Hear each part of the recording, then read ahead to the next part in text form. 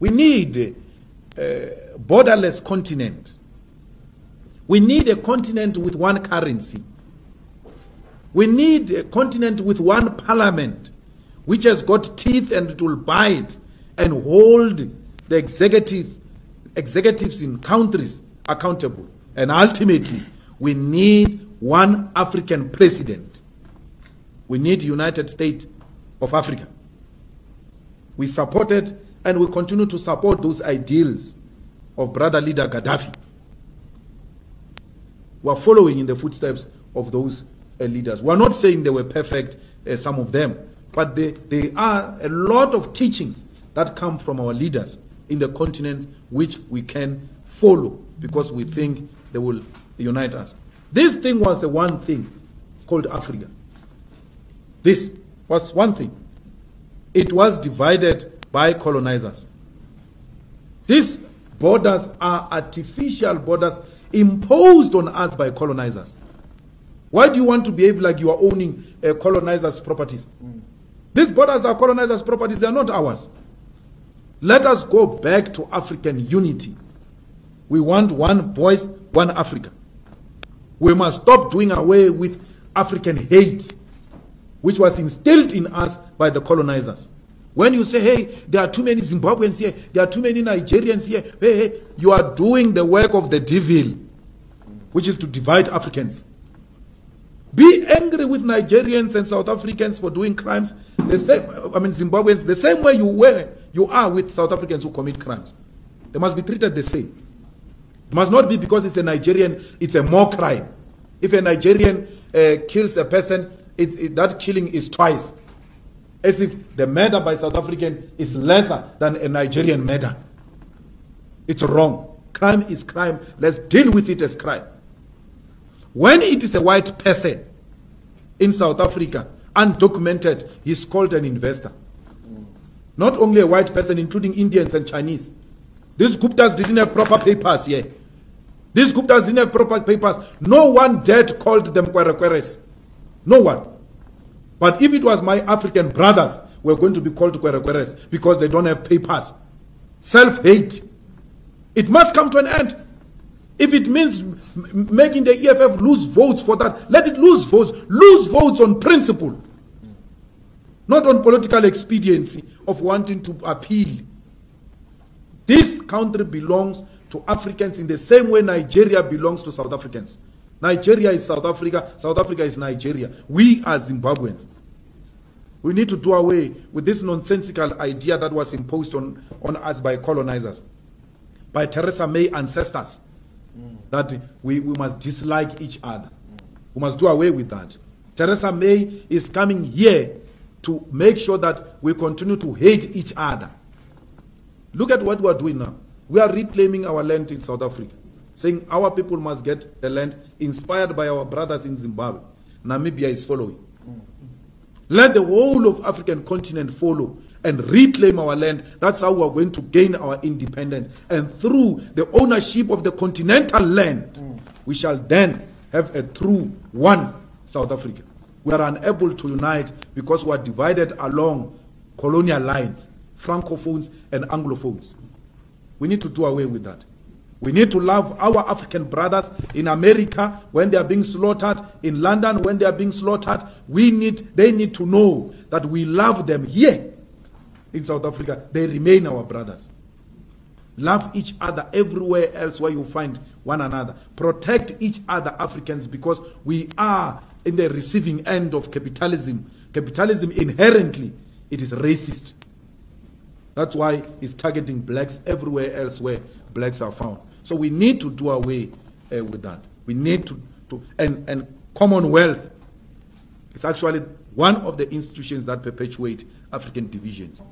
I mean, we still have judges in Kenya, in Zimbabwe, wearing blonde wigs. What is that? What is that? And including some scholars who are lawyers, they are wearing those things. They still wear those things and come and lecture us about decolonization, wearing a wig.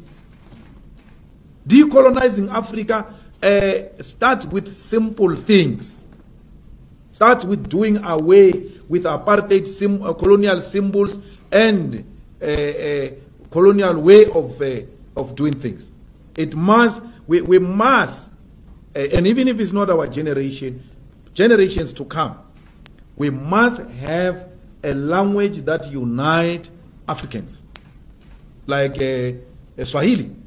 If Swahili can be developed and it become a continental language, and then we do away with speaking to each other in English, because that's what colonizers did. Divided us, made sure that we don't have a common language to communicate amongst ourselves, and then we use their language to communicate so that they can hear everything we say. So we need to do away with that. If we want Africa, which will be an equal competitor with the West and America. So it is through small things that will realize a total freedom of Africa, not only South Africa. I was very worried with those judges in Zimbabwe. Even our judges here, they wear those green things. I don't know what do these things represent. What is that? What symbol is that? Does it mean when you're wearing this thing, you can only think when you're wearing a wig that looks like the hair of white people? You're actually wearing white brains. The reason you think properly is that wig, according to colonialism. And then revolutionaries like ZANU-PF allows that to continue in Zimbabwe. They allow that to continue in Kenya. Well, Kenya, of course, is something different. I don't think there is a total independence there. America has got a huge interest in that affair, in that arrangement of Kenya. But everywhere else in the continent, we need to start doing away with those things.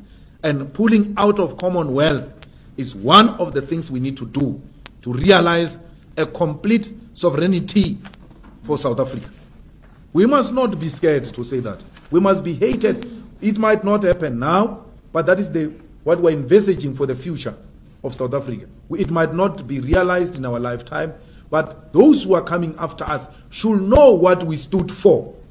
We were anti-colonial, anti-imperialist, and therefore anything that represented imperialism and colonialism we reject.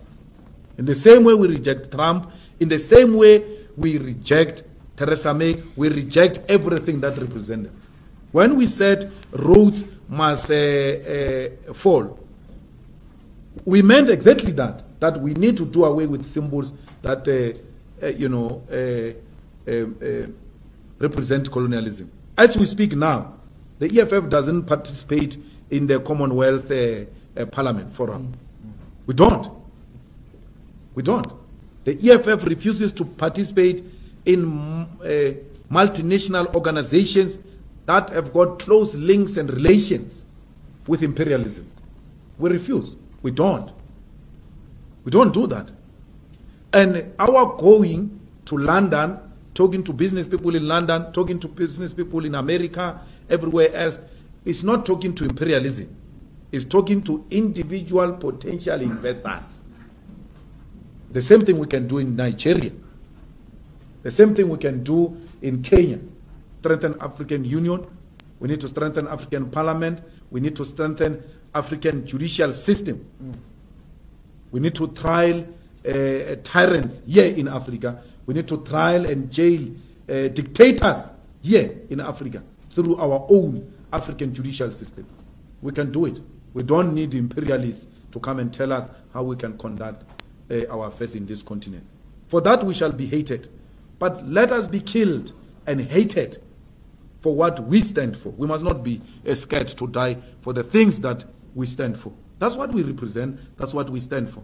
And not being scared to die. I saw a Muruti that Kenneth Mishwe say, Malema is always surrendered by bodyguards and all that. Not being scared to die doesn't mean you must live a reckless life. Because any leader that lives a reckless life and doesn't protect himself, that leader will compromise the revolution. We need to protect our leadership. But if death comes, Malema must not ask for forgiveness. Malema must tell them, kill me, dog. That's what you are here to do. Kill me. kill me for what I represent. Those should be the last words when you die as a revolutionary.